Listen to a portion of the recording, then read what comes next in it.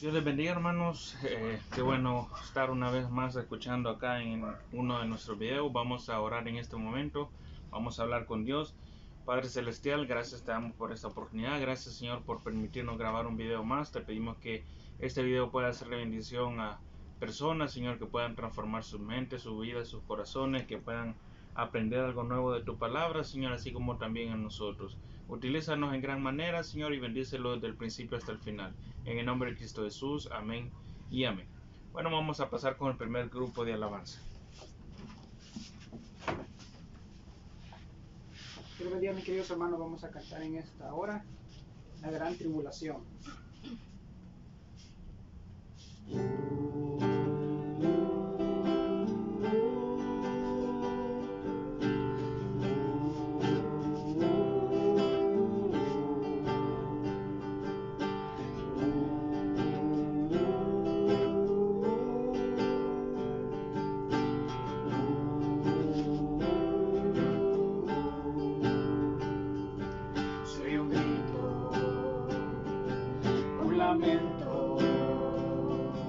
Un sollozo, mucha gente va alarmada.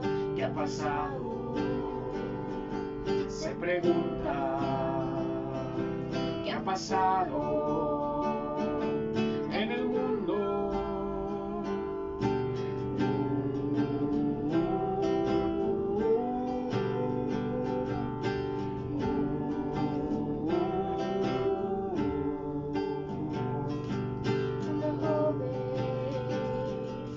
Gritando, mamá,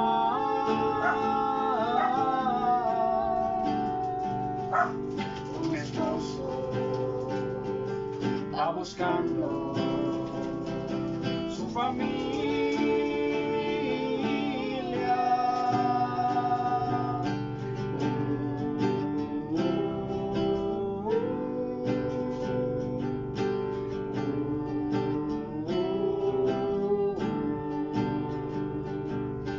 Dice que una nave, mucha gente se llevó. Pero escucha a lo lejos, alguien grita,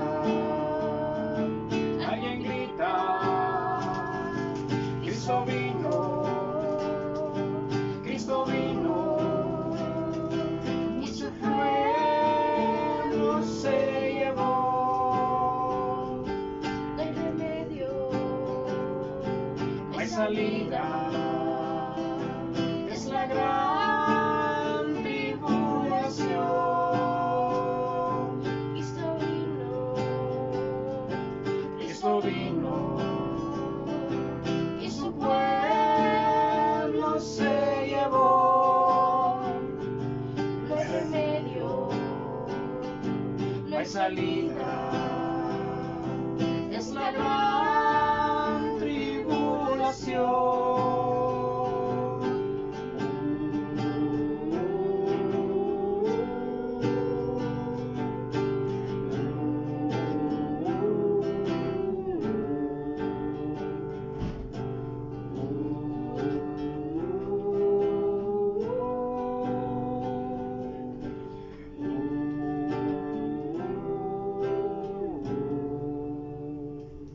Bueno, mis hermanos, nos dejamos con el siguiente grupo. Que Dios les bendiga. Amén. Amén, hermanos, vamos a cantar esta alabanza que se titula Dios manda lluvia. Dios manda lluvia, derrama de tu espíritu, envía hoy tu fuego, sana mis heridas, sálvame, Señor. Dios manda lluvia, derrama de tu espíritu, envía hoy tu fuego, sana mis heridas, restaura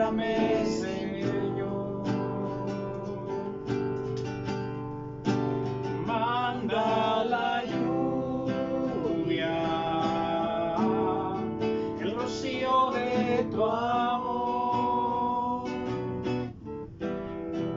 llenando las vidas de la tierra, oh Señor. Manda la lluvia, el rocío de tu amor. Visita hoy mi vida, cámbiame, Señor. Manda la lluvia, el rocío de tu amor, llenando las vidas de la tierra, hoy Señor. Manda la lluvia, el rocío de tu amor. Visita hoy mi vida, cámbiame, Señor. Dios les bendiga, hermanos. Los dejamos con la predicación de esta noche con el hermano Kelly.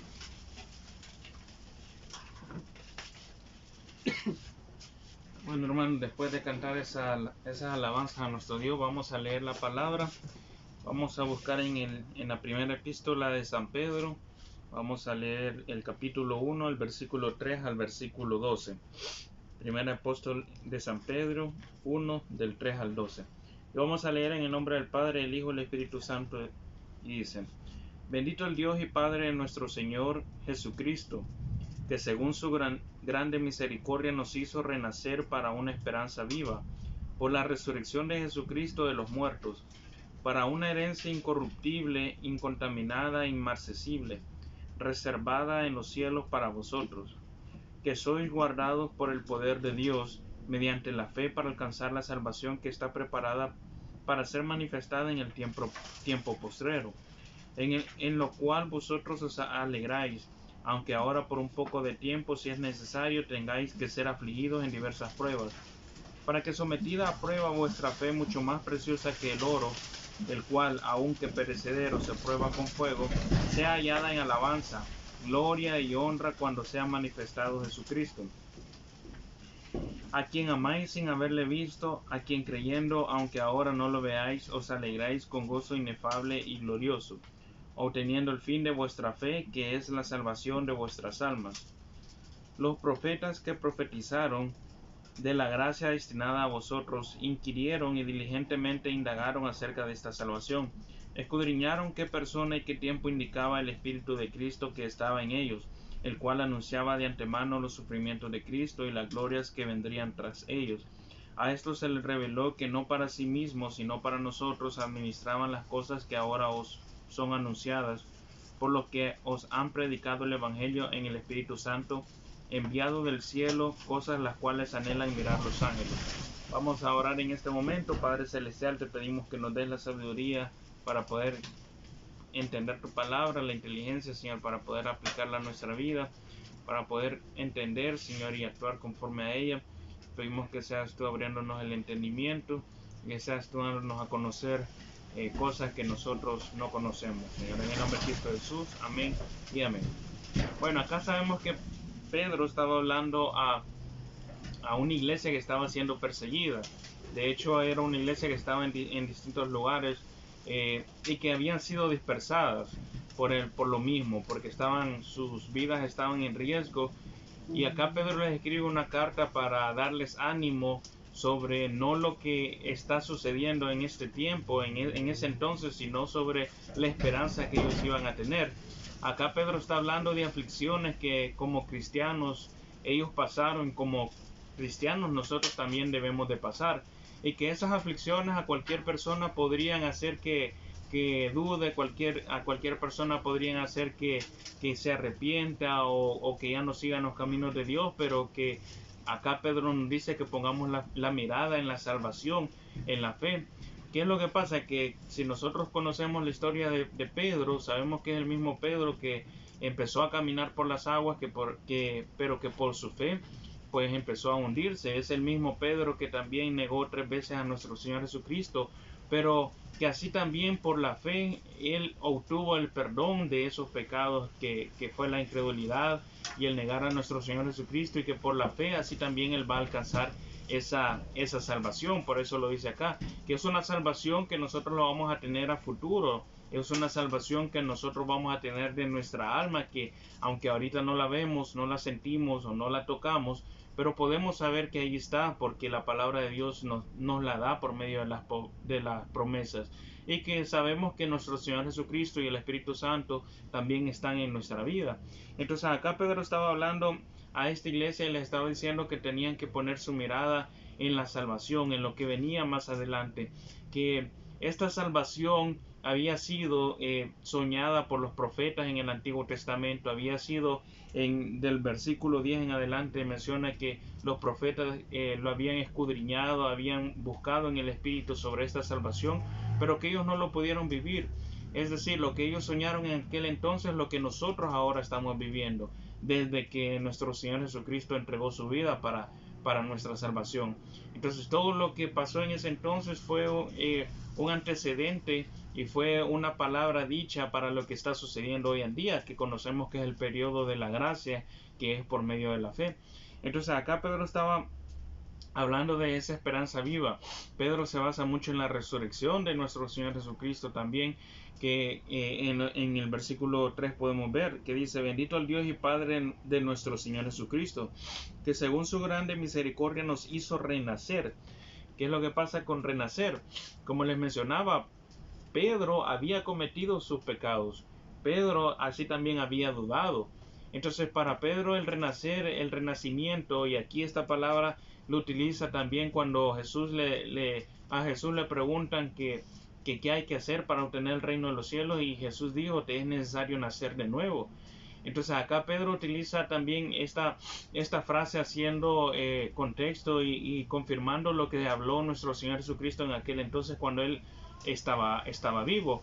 Esta carta se considera que fue escrita alrededor de 65 años después de nuestro Señor Jesucristo, a quien se le considera a Pedro como un anciano y no como una persona ya activa o que hacía acciones como antes, como evangelismo, sanar enfermos, sino una persona sabia que escribía las cartas y aconsejaba a las iglesias para que pudieran mantenerse dentro de la fe. Entonces dice aquí Jesús que según su grande misericordia nos hizo renacer. Acá renacer Pedro lo entiende también porque, como les estaba mencionando, él cometió sus pecados, pero el hecho de renacer significa que nosotros nacemos en el Espíritu, que somos una persona diferente, cambiamos, dejamos el viejo hombre, dejamos las viejas costumbres, y acá Pedro había dejado la incredulidad, Pedro había dejado la inseguridad que él tenía en nuestro Señor Jesucristo y había decidido confiar plenamente en él. Entonces dice que según su grande misericordia nos hizo renacer para una esperanza viva. Cuando habla aquí de una esperanza viva, está hablando que una vez que nuestro Señor Jesucristo entregó su vida, resucitó, y que esa esperanza que nosotros conocemos como viva no es algo que ya finalizó, es algo que permanece, es algo que se mantiene con el pasar de los años. Mientras estemos en este periodo de gracia, es algo que nosotros podemos todavía obtener, esa esperanza viva, eso que está que no ha muerto, que es nuestro Señor Jesucristo, sino que se mantiene vivo. Y dice: por la resurrección de Jesucristo de los muertos, que es la salvación que nosotros conocemos. Y dice: para una herencia incorruptible. Aquí dice una herencia incorruptible porque obviamente la salvación nosotros no la podemos comprar.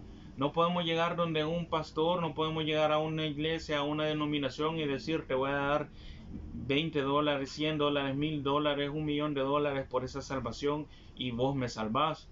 Es incorruptible, es decir, es personal, es de cada persona. Nadie va a intermediar entre eso más que nuestro Señor Jesucristo. Dice incontaminada, es decir que no se contamina la salvación que nosotros tenemos, porque sabemos que nuestros cuerpos van a ser transformados y nuestra alma va a subir al reino de los cielos. Entonces no se puede contaminar esa salvación con cualquier otra cosa. Y dice inmarcesible, es decir, que no va a perecer, o más bien también que no va a dejar de ser bella, también significa esta palabra. Entonces podemos ver que esta herencia que nosotros tenemos tiene tres descripciones que para este mundo no se compara, porque todo lo que hay en este mundo es corruptible. Todo lo que hay en este mundo se contamina y todo lo que hay en el mundo es marcesible. Es decir, todo en este mundo se corrompe. Cualquier cosa material que nosotros tengamos se corrompe si nosotros la dañamos con alguna otra cosa. Puesto de trabajo puede ser corrupto. Un puesto en una denominación, una iglesia puede ser corrupto. Es decir, si nosotros hablamos de la contaminación, puede ser que nosotros estemos en la iglesia, pero haya corrupción en nosotros. Pero la salvación no es así. Y inmarcesible, todo acá en la tierra deja de ser bello en algún momento. Las flores llegan a su punto más hermoso y luego dejan de ser bellos y perecen. Así también las cosas materiales, las casas, los autos, todo lo que se construye llega a un punto más hermoso y luego perece. Todo es marcesible acá en la tierra. Entonces hace estas tres descripciones de la salvación para que no se compare a lo que nosotros podemos obtener acá en la tierra. Es decir, nosotros tenemos que ser inteligentes y decir, bueno, ¿qué es más valioso? ¿La salvación o lo que puedo obtener en este mundo? Y estas tres comparaciones nos hacen ver que la salvación está muy por encima de cualquier cosa que nosotros podamos obtener acá. Todas las personas viven cuidando sus cosas porque todo perece. Dice la palabra de Dios, hacer tesoros en el cielo donde no hay polilla, donde no hay ladrón, donde las cosas no se arruinan. Aquí en la tierra que todo perece. Entonces dice, una herencia reservada en los cielos para vosotros. Claro, obviamente es todo aquel que le ha confesado, todo aquel que le ha creído, según Romanos. Y dice en el 5, que sois guardados por el poder de Dios mediante la fe, para alcanzar la salvación que está preparada para ser manifestada en el tiempo postrero. Es decir, nosotros tenemos fe, Dios nos da su protección así también. No solamente es la salvación, sino la protección de que, uno, nos va a proteger acá en la tierra y dos, va a proteger esa salvación que nosotros vamos a tener. Es decir, que nadie se le va a ir de las manos a Dios, como lo dice la palabra. Entonces, Él va a proteger esa salvación por medio de la fe que nosotros tenemos. Y dice, en el versículo 6, en el cual vosotros os alegráis, aunque ahora por un poco de tiempo, si es necesario, tengáis que ser afligidos en diversas pruebas, para que sometida a prueba vuestra fe, mucho más preciosa que el oro, el cual aunque perecedero se prueba con fuego, sea hallada en alabanza, gloria y honra cuando sea manifestado Jesucristo.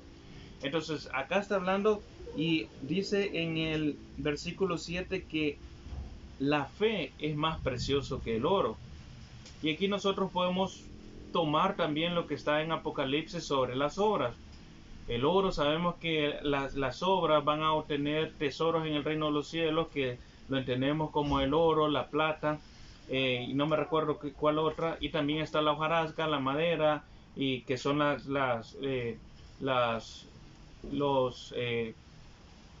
que va a ser corrompido, las obras que pueden ser quemadas. Entonces, ¿qué es lo que pasa cuando nosotros ponemos el oro y la plata y las piedras preciosas en el fuego? Lo que hace es que se purifica aún más. Entonces esas son las obras que nosotros hacemos. Si nuestras obras son muy fundamentadas en lo que está escrito en la palabra de Dios, aunque pasen nuestras obras por el fuego, pues no se van a quemar, se van a volver más puros. Pero si nuestras obras son perecederas, de hojarasca, de madera y todo lo demás, sabemos que todo eso agarra fuego, por lo tanto se va a quemar y las obras que nosotros habremos hecho no van a valer nada. Entonces acá está hablando, dice, para que sometida a prueba vuestra fe.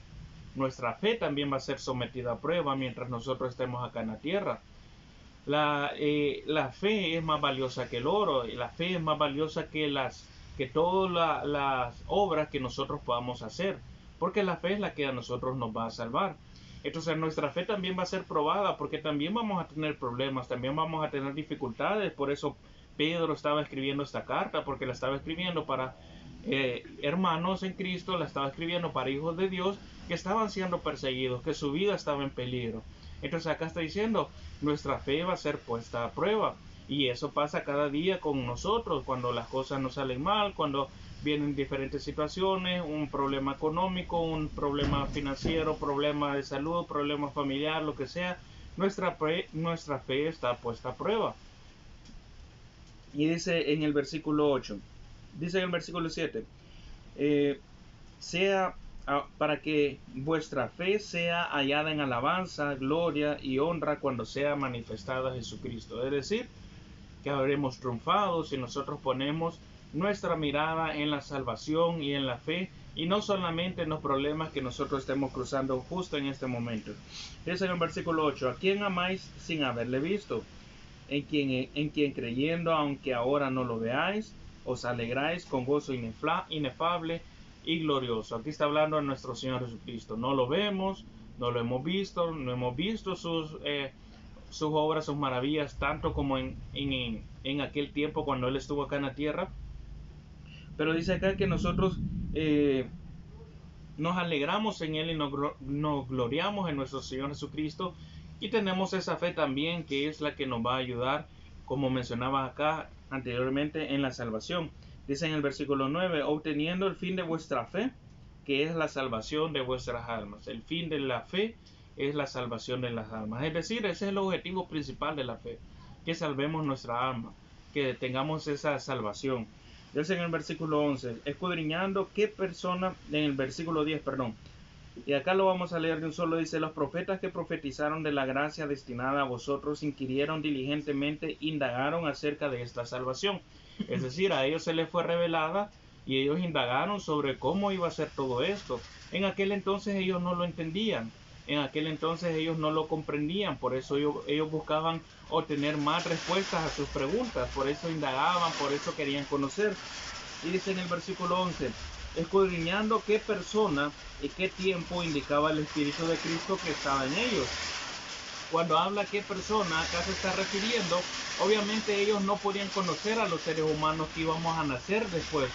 Cuando hablaban de qué persona es porque allá en Isaías, en Jeremías, ellos hablan ya de nuestro Señor Jesucristo. Entonces, a partir de nuestro Señor Jesucristo, que nació como persona, a partir de Él esta salvación se iba a dar.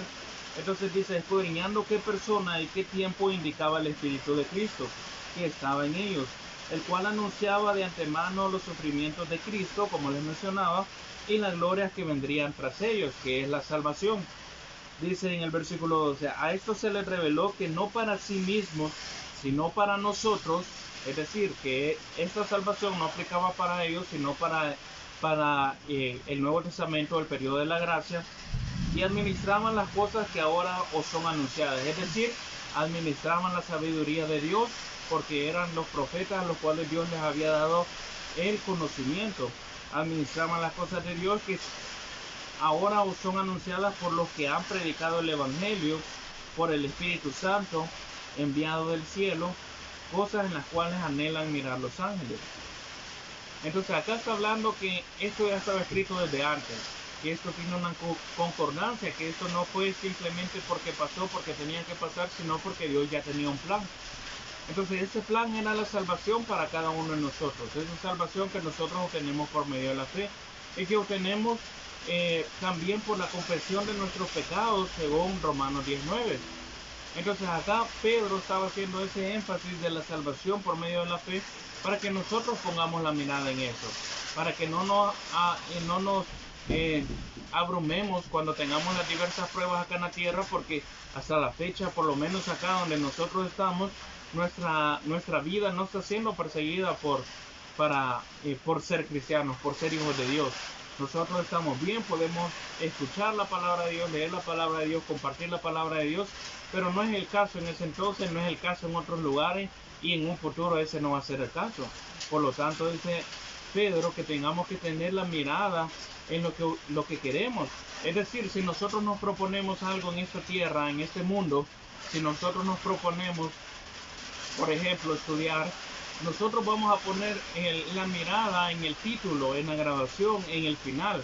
Si nosotros nos ponemos a ver, ay, que muchos exámenes, que muchas tareas, que muy pesado, que desvelo, que esto y que lo otro, vamos a querer renunciar, vamos a querer volver atrás. Pero acá Pedro lo estaba diciendo, ahora conforme a la palabra de Dios, que pongamos la mirada en la salvación, que es el mayor regalo que vamos a tener, que es una salvación que no se compara a ninguna otra cosa que está acá en la tierra. Entonces, poniendo la mirada en la salvación, pues nosotros vamos a poder correr la carrera de la fe, vamos a poder mantenernos dentro del camino de Dios, mantenernos dentro de los mandamientos, de los rudimentos, de lo que Dios nos pide a cada uno de nosotros.